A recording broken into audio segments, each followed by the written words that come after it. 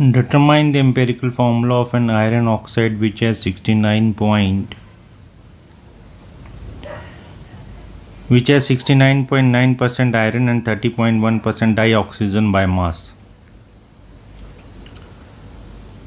So हमें थोड़ा ये केयरफुल रहना है कि ये डाइऑक्सीजन है या ऑक्सीजन है.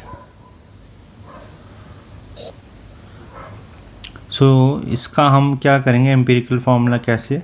तो उसका ये मेथड है कि हमने एक कॉलम में एलिमेंट लिखना है, then symbol, then percentage by mass, then atomic mass, relative number of moles of elements, simple molar ratio, simple whole number molar ratio. तो ये कैसे करते हैं, इसको हम स्टार्ट करते हैं. आयरन कितना दिया हुआ है, 69.9%. तो ये कि अगर 100 है तो 100 ग्राम में से कितना हो जाएगा 69.9 ग्राम. और डाई ऑक्सीजन O2 जो है 30.1 है. ये 30.1 है. मोलर मास आयरन का 55.85 है और ऑक्सीजन का 32 है O2 का. Then relative number of moles of elements. तो हम क्या करेंगे, ये 16 मोल्स कितने आ जाएंगे, that is given mass upon molar mass, given mass upon molar mass. Then oxygen, so given mass is 30.1 divided by molar mass. तो ये relative number of mole, तो ये मोल्स आ गए. अब सिंपल मोलर रेशियो जो है वो हम इस तरह से फाइंड आउट. तो ये तो मोल्स आ गए. अब हम क्या करेंगे, जो मिनिमम आए मोल्स तो उसके साथ हम उसके टर्म्स में फाइंड आउट करेंगे कि ये डिवाइडेड बाय 0.94 किया और इसको भी. ये 1 और ये 1.32. अब हमें सिंपल होल नंबर बनाना है तो हम ऐसे नंबर से मल्टीप्लाई करेंगे ताकि ये होल नंबर आ जाए. तो if we multiply by 3.96 which is equivalent to 4. तो ये आ गया. अब ऑक्सीजन कितना आया. देखिए आयरन 4 आ रहा है, ऑक्सीजन O2 लिया था और ये 3 आ रहा है. तो करिए Fe4O6 आ गया. तो दो कॉमन ले लीजिए, Fe2O3 आ गया. Whole number, simple whole number ratio, this is the empirical formula.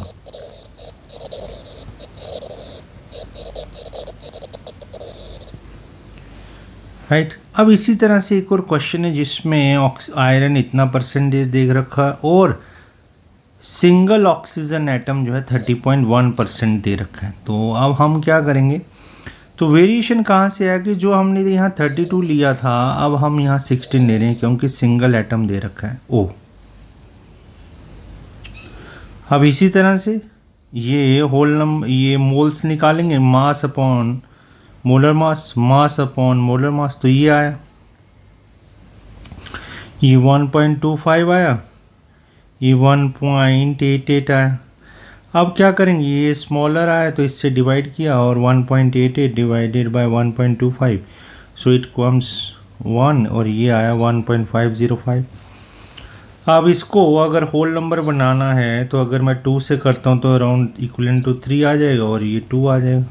दोनों को सेम नंबर से मल्टीप्लाई करना पड़ेगा. ये 2 आ गया और ये आ गया हमारा 1.5 को जब मल्टीप्लाई किया तो ये 3 आ गया.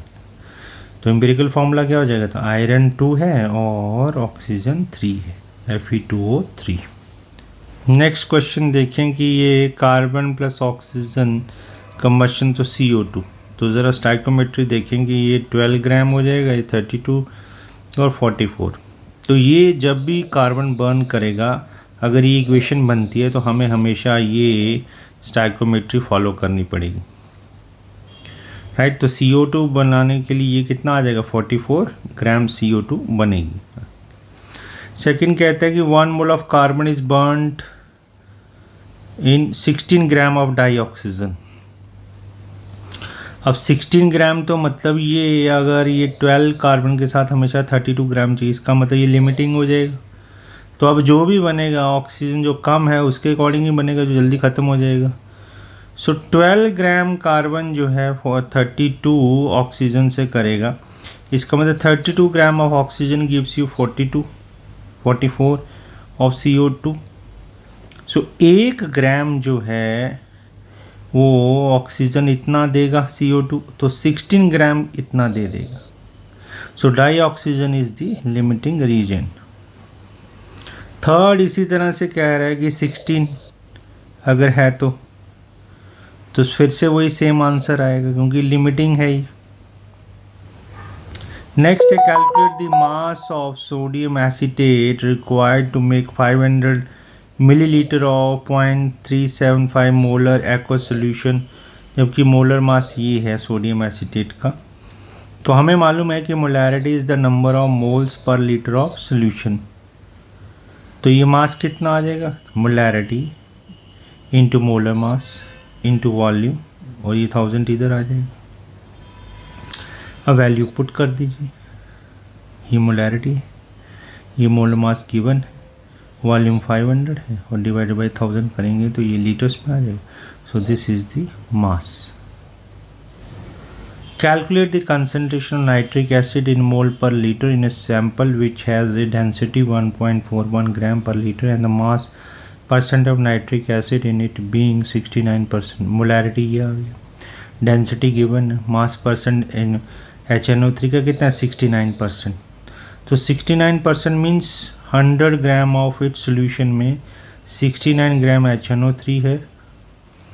So molar mass nitric acid का ये है, डेंसिटी ये है, तो वॉल्यूम कितना आ गया, मास अपॉन डेंसिटी, तो ये वॉल्यूम आ गया।